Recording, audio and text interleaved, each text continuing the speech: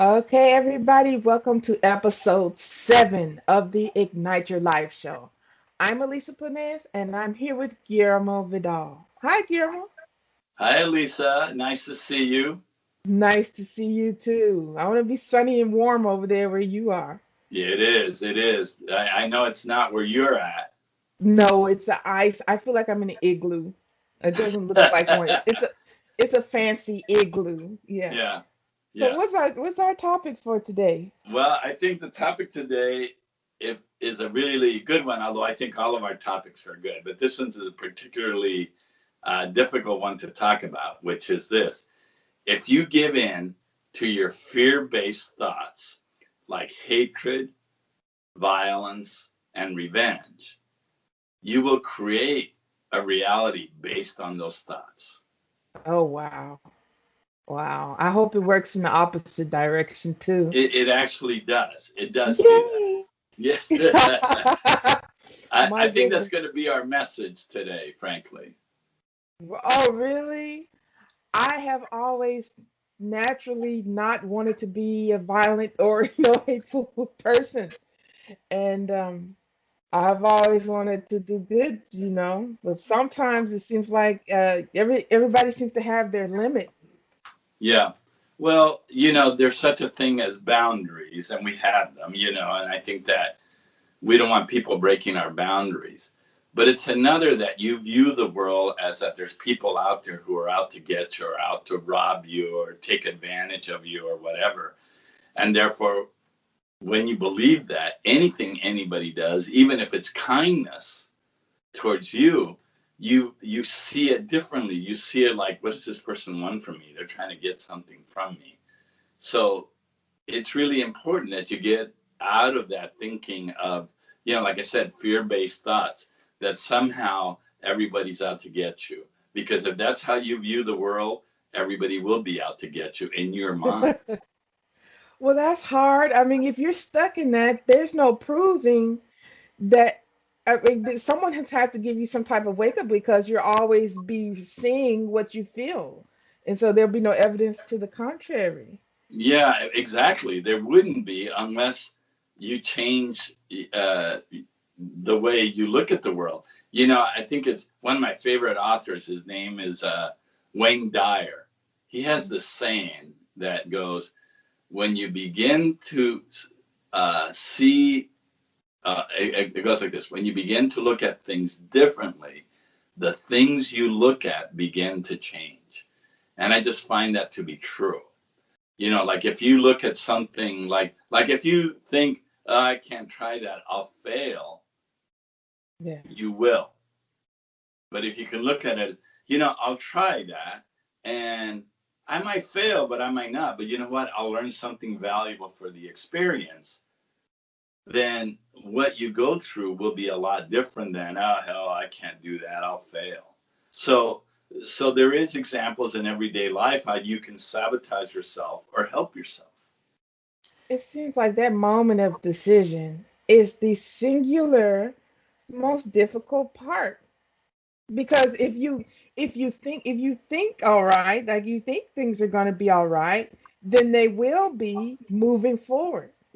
So at that point when you're maybe, I guess temptation is the word, tempted to think, negatively, though some of those things that you've described, Yeah. that there's kind of, you probably feel a pull in that moment. So that's like going beyond one of the hardest thought moments someone could have. I think so, but I often think that people hear this message when you say think good thoughts. It's like if I think enough that I'm going to win the lottery, I will. And that's just not how it works. I think it's to look at things from the perspective that they have something good to offer you. Like let's say that you want to win the lottery, so you play the lottery, and then every time your number comes out, you gripe about it because you say, "Well, I was thinking that I would win the lottery." But the message to you might be, the thing to learn is stop spending your money on the lottery. Maybe you should invest it in something else. And that's the positive lesson in that. But you may not win the lottery. And, but to be ticked off about it, or to just always think like, well, even God is out to get me. I can't even win the lottery. Well, then that's the kind of life you'll create. What you're saying sounds like to me the difference between being general and specific. Like it's one thing to say, "Oh, I win the lottery," which is very kind of specific, and it's another thing to say, "I'm abundant, I'm prosperous," and that's very general. But then you begin to see the results of that in your life. Yeah, I think so. And where I see it the most is that I really learned to be grateful for what I have. Yeah. So that I'm thankful that I have what I have. And instead of thinking like, I don't have enough money to buy a new car, or, I can't have the house by the beach with the swimming pool like I want, I feel like my life is bountiful with what I have. So I feel really creative and grateful from it. But I also realize that if I was always just griping about, well, I can't have this, I can't have that, or, my life is miserable because of it, then I'll always be miserable because I'll never have enough. But then if you have enough in your mind, if you feel grateful for what you have, anything over that you get feels like a miracle, feels like a gift. Yeah. And I know that some people may think that that's manipulating reality. No, it's not. What it is manipulating for the positive, the energy you put out into the world. And that's what helps to create reality. Oh my goodness, people are apparently more powerful than they think, aren't they? But I think that's true. I think that we just don't think we are because of however it is that we've been brought up. If you were brought up to think that you're useless, Yeah. and you accepted that and you processed that and it became part of your unconscious mind, you're projecting to the world this image that you're useless, and people will treat you like, oh man, you're useless. Yeah. But frankly, you created that in the first place by projecting that image, so you can think differently. But But that imagine, I'm sorry, go ahead. I was like, it just seems like it has to be a difficult thing for someone to make that transformation from their perception of feeling maybe useless to saying, I'm valuable, because it can't just be at the surface level. They can't just say the words. They have to feel it.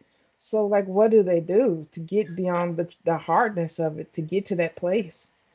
That's an excellent point because it isn't that easy. And maybe you might need help with a therapist or a life coach or someone, but it first takes to identify for yourself, what are those negative thoughts that you're projecting? What are those beliefs Mm. that you don't even know you're projecting them anymore because they're so Whoa. automatic in you?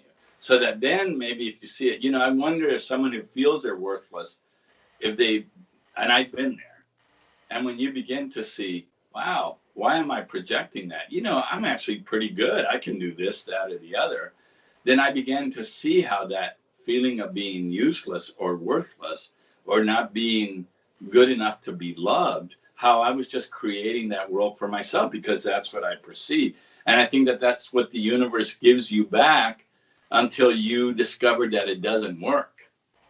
It sounds like the first step is to begin to pay attention to how you feel. That's really interesting. A lot of Yeah. people are projecting things that they don't know that they're even projecting. And so, I, I think that is a big challenge. But you said it just right.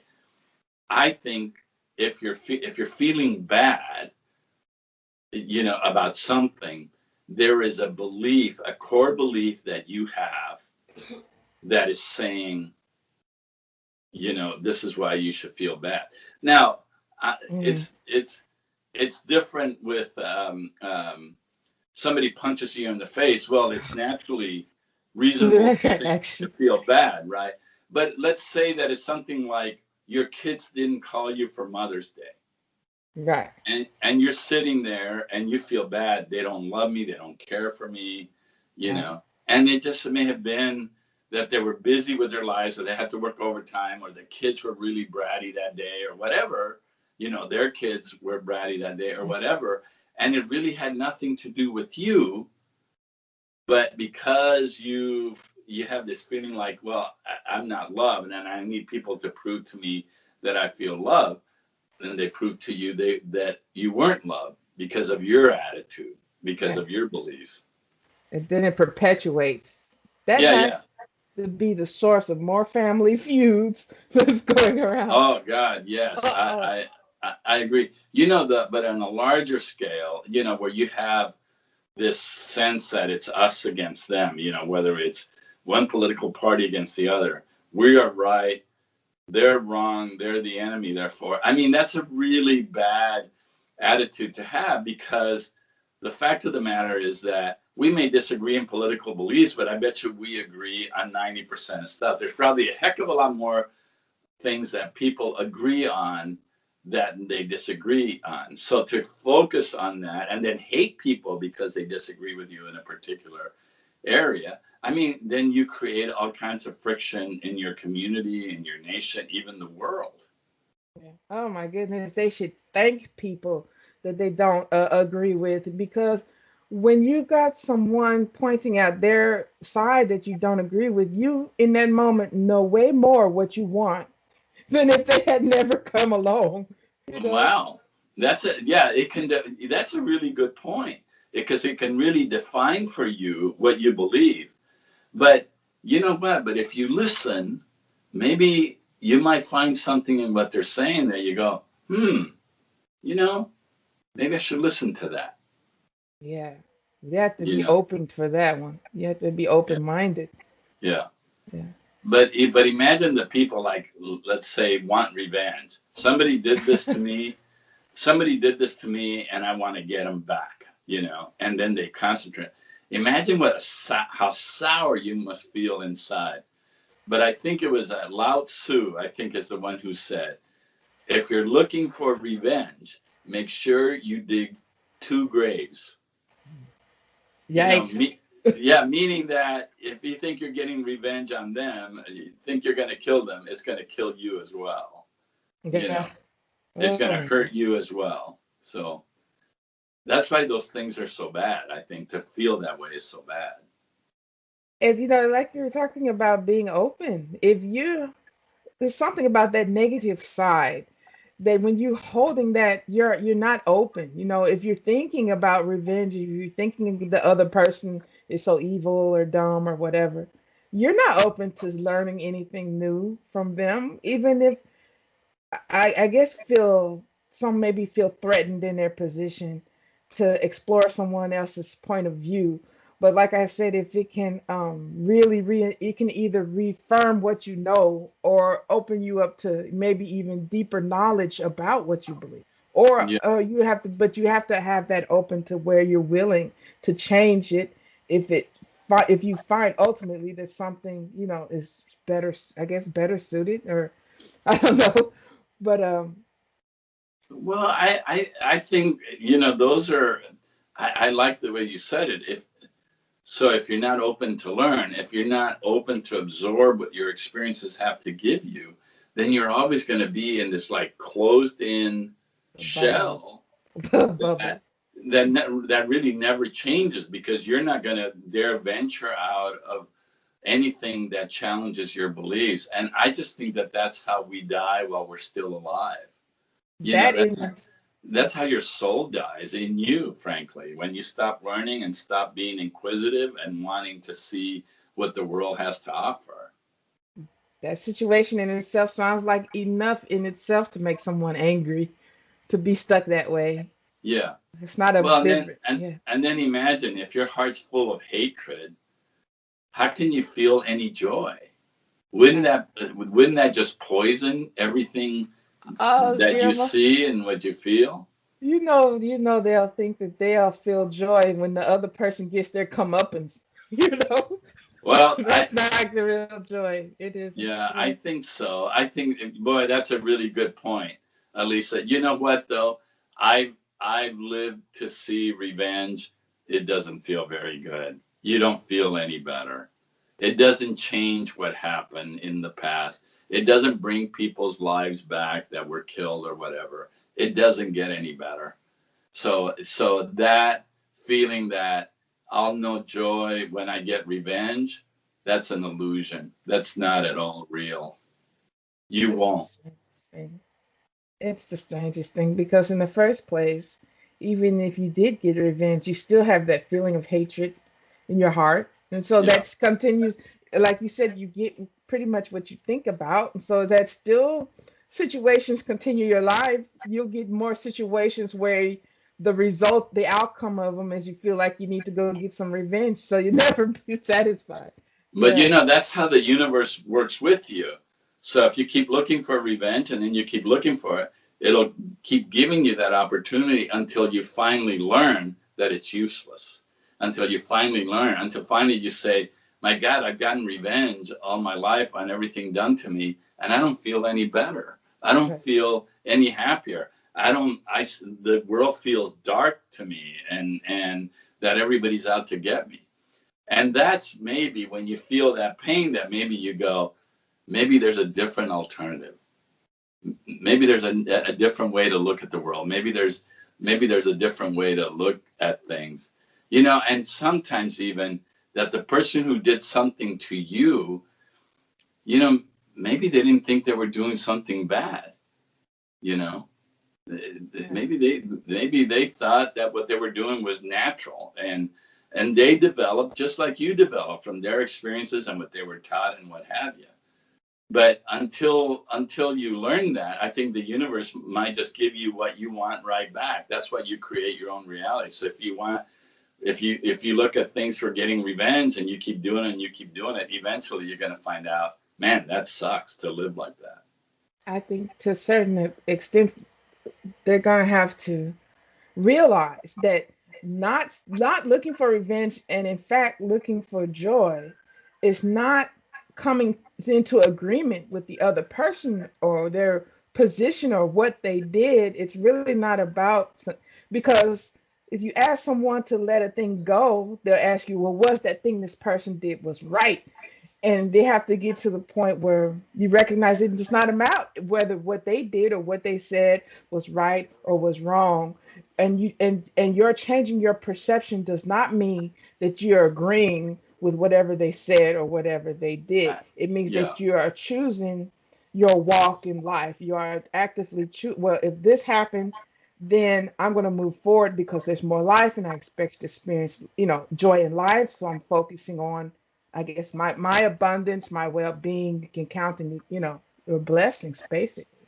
I think that's really well said. I mean, I think so. Like what I've learned to do is, I can look back and look at the people who did something to me that hurt me, and I can look back at them and I don't have to endorse it. I can still feel like, well, that really hurt me, and they shouldn't have done that. But I can look back at it and say, I don't know what motivated them to do that, and I don't know whether they thought they were doing the right thing or not, but I don't like what they did, but it doesn't matter. This is what I learned from it. I can move on. Right, right. And I don't even have to think about this anymore. This thing, it shaped me. I learned this, that, or the other from the experience. I can move on. And then you can move on with peace of mind rather than have all that hatred and all that crap just kind of eating you up inside. Ugh, I think it literally does that. I think that sometimes the ailments that people feel are the results of some of the stuff that you're talking about. Yeah. But I know it's a challenge. I mean, it's a great person that can pick up these things what you're saying and imply and just go on and perfectly apply them. For some people, they're really going to need some help getting through that. Yeah, I Yeah. agree. And I have to admit, it's easier said than done. I still get pissed off at people. I I still, do too. I mean, but I've learned to, you know what, but don't give in to that just yet. Right. There's times where you got to stand up for yourself, and I get that. But rather than jump to that, they're out to get me or they were out to hurt me. Maybe realize, you know what, I don't think that what they did had anything to do with me. It had to do with the pain and suffering they have inside, and we have no way of knowing what battles they're suffering inside. So, so I think when I look at it that way, it just gives me peace of mind. So this isn't about then changing your thoughts of, hatred, violence, and revenge into love and kindness and what have you. I think it's more to change your thoughts to, life is a process where I get to learn. And if I stay positive about there's something here to learn, then I can learn from it. I can become a better person. I can live a better life. You know, one thing that really helped me out when situations where I'm tempted to feel upset or frustrated is to ask myself this question. And it's got to the point where it kind of now pops in my mind, automatically whenever the emotion triggers. And it's what would I like to see? What would I like to see? What would I like to see moving forward? What would I like to see as the outcome? What would I like to experience now? And when I think that way, I all of a sudden begin to come to to solutions where things are, well, I feel better. Right. Right. And I'm going to start doing that. That's a really great way to do it. What would I like to see? But I know that it can't be, I'm going to go punch them out. I'm going to get revenge. What would I Yes. like to see? Well, what I would like to see is what's the best outcome here for me and for everyone involved. And I Right. think you do have to choose those thoughts if you want to create a better life for yourself. Yeah. Well, Guillermo, that's our show for today. Okay, Elisa, you were brilliant as usual, and I always enjoy our conversations. I always enjoy our conversations. Until next week, Guillermo. Okay, take care. All right, take Okay, bye. care. Bye.